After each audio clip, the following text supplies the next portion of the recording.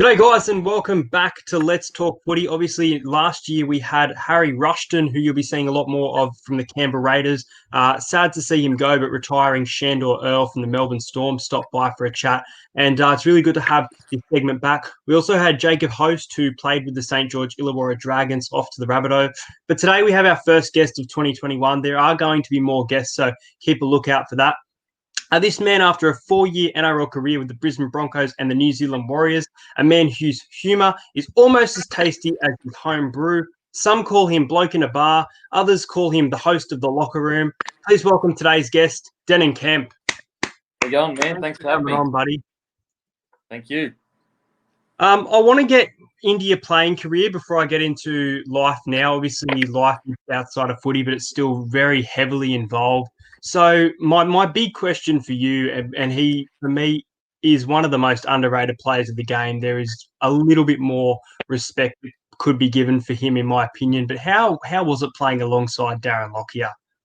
Oh, I mean, it was incredible. In my opinion, he's the greatest player of all time. He just always executed. You know, he never had a game where it was below a 6 or a 7, which is very rare. Even some of your greatest of all time, you know, don't do that. You know, your Cameron Smith, he probably has an 8 out of 10 every game, but, you know, he didn't necessarily have the flair that I think Lockyer had. Don't get me wrong. I think Cameron's absolutely, you know, the GOAT 9, and you could argue that he's the greatest ever. But Lockyer, for me, you know, Andrew Johns on his day might have a better game. But I just think Lockyer consistently over a long period of time played the best footy, and that's why he's a GOAT for me, that's for sure. It was so sad to see him go, and I don't mean underrated in the sense of the way he played. I just mean those names. That name you mentioned, Cameron Smith. When we name a best NRL player of all time, it's a battle between, in people's opinion, Cameron Smith, Jonathan Thurston, Cooper Cronk, and Andrew Johns, between those four. And it's very rare that Lockyer's name gets thrown in there. But for me, I think he's one of those players that, especially what he did for Queensland, is just underrated so much. Yeah, no, I totally agree. You know, Thurston, well, I was going to say, like, Thurston gets thrown around as well. And don't get me wrong, I think Thurston is fucking unbelievable. But, you know, Lockyer did so much more. I think he won like 4 premierships. You know, the only thing Lockyer and Fittler have in common is the fact that they didn't win they didn't win the Dally M. But I think that's more a reflection of a poor system than that. Like, how can you tell me that in 2006 Darren Lockyer wasn't the best player in the game when he won captain the premiership, captain in the Origin win, captain Australia? He's the GOAT for sure for me. He definitely is. He definitely is. As an Eels fan myself, I've got to ask you, I want to throw you back to 2008, 26-26. The siren sounds, if you remember that one. We're certain. It was all but certain to head to Golden Point, but old Denan Kemp had other ideas by scoring a try over in the corner off Lockyer kicking the ball.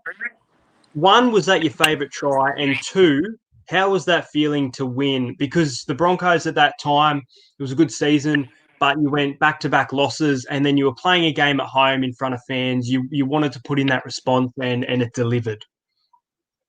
I mean, it was... you don't really remember the season that much, but that moment, it's actually not my favourite personal try. I understand why it is for other people, but it's definitely my second favourite, that's for sure. But yeah, it was just a moment where everything came together perfectly. You know, the game was good for me. I was confident. And Darren Lockyer, me and Darren, like Lockyer, had a really good combination. Actually, you know, I would argue me and Lockyer, I know it was a very short one, but I would argue me and Lockyer had, you know, one of the best wing combinations he's had. You know, obviously maybe not as good as, say, you know, a Wendell or whatever, but I think we had a really good combination, and I think he just trusted me that I'd get there. And yeah, he nailed the kick. Precision was perfect. Everything was perfect. Like, if he pushed it a meter too far forward, if he pushed it a meter too far back, wouldn't have worked. If it was too flat or too high, it wouldn't have worked. So yeah, he just absolutely executed it perfectly, and I just happened to be confident enough to run on to the ball with speed rather than hesitate and worry for it to bounce, and everything happened perfectly. That's good. That's good. It was a memorable win, and even though it probably wasn't your personal favourite try, I think a lot of people can debate against you in that one. In 2007, you obviously made your debut, and I know you weren't part of the premiership squad in 2006, but I want to know a bit personal around the club of 2007. after having a decent season and winning the premiership, to go out to the Storm in week one of the finals, was there a bit of disappointment around that? And how was that first year of coming off that premiership drought and then actually, I guess, making finals but being a little bit underdone? How did it feel as a club? Well, I was a part of the first grade squad in 2006, so I was a part of that 2006 squad. I just wasn't part of the team that played in grand final. I was actually the 18th man in 2006, once or twice. In 2007, to be honest, like I was just so stoked that I debuted. I didn't really, when you're a rookie, you're just so happy to be there that if the club has a negative year, it's not a negative year. If you obviously you don't want it to be shit, but you're just so stoked to be in the side that nothing can deter that. So you don't feel the loss as hard as say the veterans who, they may have won the grand final before, but to go out to Storm in the first round, like they're going to be real disappointed. Whereas as a rookie, you're like, mate, I'm just so fucking happy that I'm a part of this side. And it's very rare that it's only really the Melbourne Storm and the Roosters that they win a grand final and they're as good the next year, or if not better. And so, yeah, I think also we didn't have Webke 2007, so that he was a huge part of what we did. And to lose like a front row, people forget, like he's arguably the GOAT front rower. So to lose him, it's a huge loss. So yeah, as a rookie, it didn't really hurt me that bad, if I'm being honest. No, that's good. You moved from the Brisbane Broncos to the New Zealand Warriors. Were the conditions different? Obviously, I'm sure temperature and things were different, but the playing style, the coaching, and was it easy to adapt to this change, or was it something that took time? You played 10 games there, if I'm not mistaken. It wasn't the full throughout season, but how did you enjoy your time at the Warriors? To be honest, everything didn't work. When we talk about everything being perfect for that try against the Parrot Eels, everything wasn't perfect at the Warriors in the sense that, like I had issues off the field. My mental health was struggling because I was in a really bad relationship. And then I struggled with the weather over there. I struggled understanding the game plan. I struggled with the fact that, Manu was their go-to winger and I was just kind of like the other winger, which was, I'm a finishing winger. I'm not a get through 20 hit-ups for that's not the kind of winger I am. Is I need to be the finisher. And I can do both, but there's a lot of wingers that they're either finishers or they get through 200 meters. So I felt like it was really hard for me to adjust to their game plan. And yeah, a lot of it was just as a club, it's a fantastic club, and Auckland's a beautiful city, like a beautiful city. But I just struggled with the weather. I struggled with my own mental health, and I just struggled adapting to the game plan. Yeah, that I wanted to hear that personally because I've heard a lot of negative and read a lot of reviews and things about the way you were handled at that club and that you underachieved and things. But I personally didn't think that that wasn't the case. So it's good that you address your own issues, and it's good that you also give so much respect to that club and saying that the play style, the coaching, the area, everything's nice. I think that's a really big step in taking forth that things didn't work out, but it's still such a great franchise. It's been in the club for years. Yeah, no, it is. The Warriors is a great club. It's Yeah, a fan club. They were very welcoming. They gave me every opportunity to fit in and play well. Absolutely. Now, don't get like off the field. They did. As I said, I think 80% of it was probably my own doing when it came to my own mental health and my own relationship. But I do feel that there were certain things in the game plan that didn't really suit me, and I did feel that I definitely was like a second fiddle winger. Like I wasn't considered. All the players were for Manu, which is rightly so. It's fucking Manu Vatuvei. He's one of the greatest wingers of all time.